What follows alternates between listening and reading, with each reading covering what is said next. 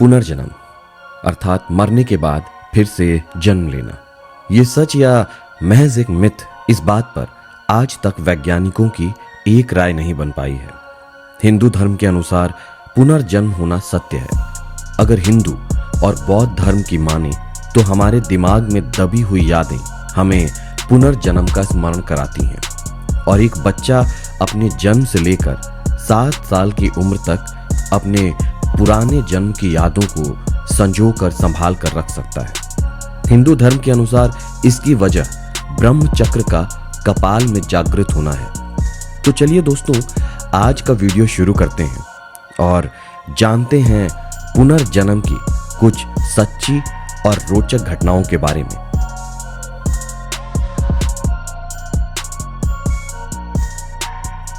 ये बात सन 1998 की है।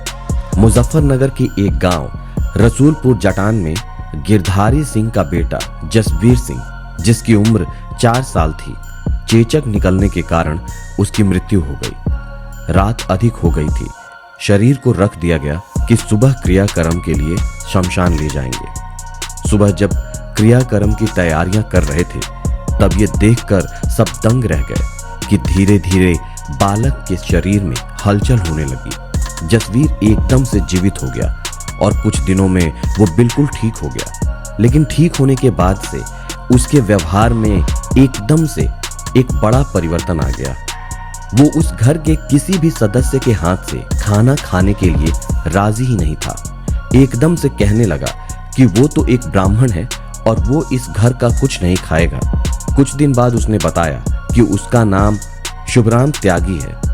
थोड़ी तहकीकात करने के बाद ये पता चला कि उस रात 11 बजे शुभराम त्यागी अपने बेटे शंकर त्यागी के बारात में जाते समय टांगे से गिर गए थे और उनकी मृत्यु हो गई थी।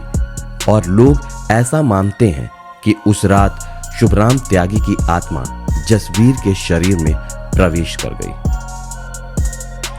11 दिसंबर 1926 दिल्ली में एक लड़की का जन्म हुआ। उस लड़की ने 4 वर्ष की उम्र तक कुछ ज्यादा नहीं बोला, लेकिन जब उसने बोला तो उसे सुनकर सब दंग रह गए। उसने अपनी मां को कहा कि उसका घर दिल्ली नहीं बल्कि उसका घर मथुरा शहर है, जो दिल्ली से 140 किलोमीटर की दूरी पर है। वो अपने पिछले जन्म में वहां रहती थी। उसने बताया कि उसका नाम लुगदी देवी है और उसके पति का नाम केदारनाथ चौबे था। शांति ने उस शहर के बारे में बताया, उसके कुछ विवरण भी दिए। उसके बाद उसने एक चौंकाने वाली बात कही कि उसकी मृत्यु अपने बच्चे को जन्म देते समय हुई थी।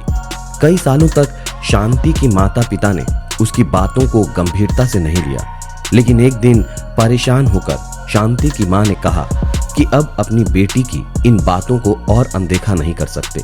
और एक दिन शांति के चाचा मथुरा तहकीकात करने गए और वहां उन्होंने जो पाया वो बेहद चौंकाने वाला था।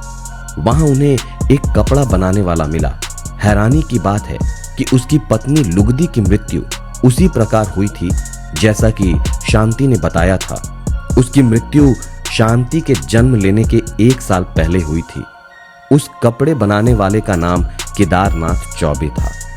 तो क्या शांति के रूप में लुगदी का पुनर्जन्म हुआ था? डॉक्टर रवि उस समय पुनर्जन्म के विशेषज्ञ थे।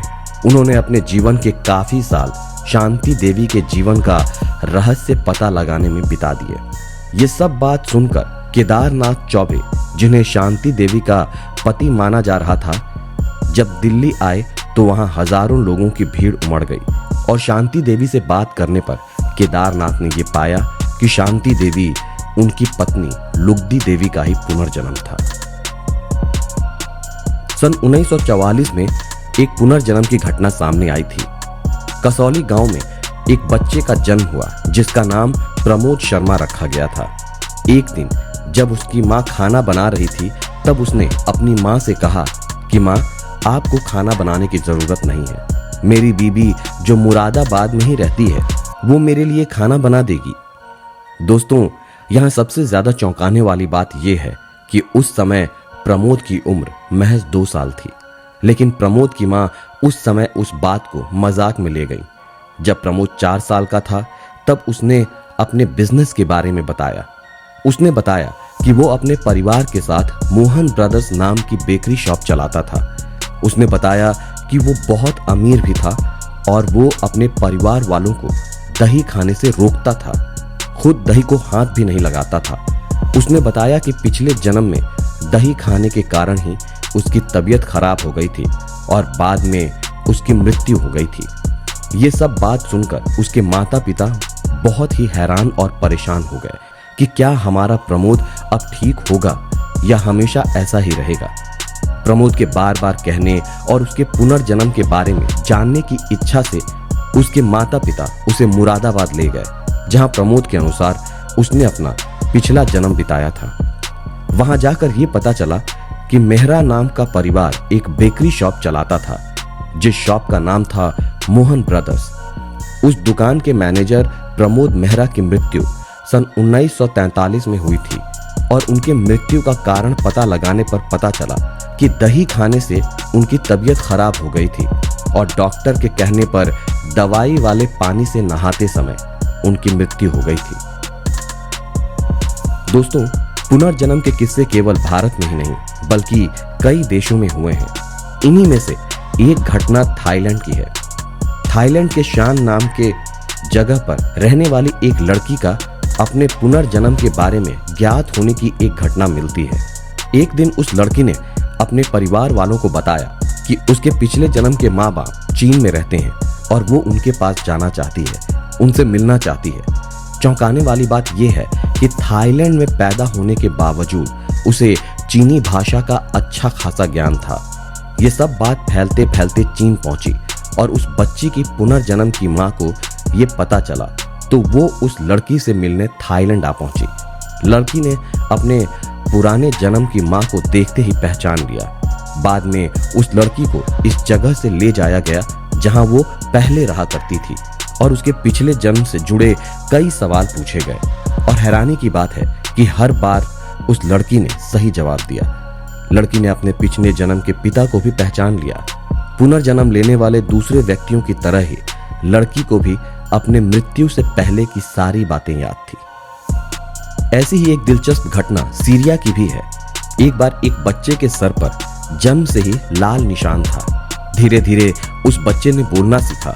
उसने अपने माता पिता को यह बताया कि पिछले जन्म में एक कुल्हाड़ी मारकर उसकी हत्या कर दी गई थी और उसके सर पे जो निशान है वो उसी कुल्हाड़ी से लगी चोट की है। ये सब सुनने के बाद उसके माता पिता चकित रह गए। उन्हें पुनर्जन्म पर विश्वास था, इसीलिए वो उसे अलग अलग गांव और अलग अलग जगह ले गए जिससे उसे कुछ और याद आ सके। एक गांव जाकर उसे कुछ जाना पहचाना सा लगा और वो उस गांव में अपने आप ही आगे बढ़ने लगा और एक आदमी से जाकर पूछा कि क्या तुम्हारा नाम ये है? उस आदमी ने जवाब दिया, हाँ। लड़के ने बोला, तुम्हें याद है मैं तुम्हारा पड़ोसी हुआ करता था। और ये बात सुनकर वो आदमी उस बच्चे की तरफ मुस्कुराने लगा।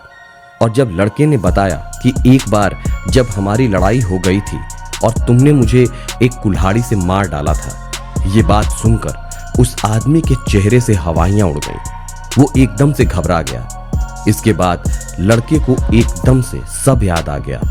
उसने अपने माता पिता को वहां ले गया जहां पिछले जन्म में उसे मारने के बाद गाड़ा गया था। वहां खुदाई करने पर एक आदमी की लाश मिली जिसके सर पर कुल्हाड़ी से मारने का एक निशान भी था। वहीं कुछ ही दूरी पर जमीन में गड़ा हुआ एक कुल्हाड़ी भी मिला, जिस सबूत के आधार पर उस कातिल को पुलिस ने हिरासत में ले लिया।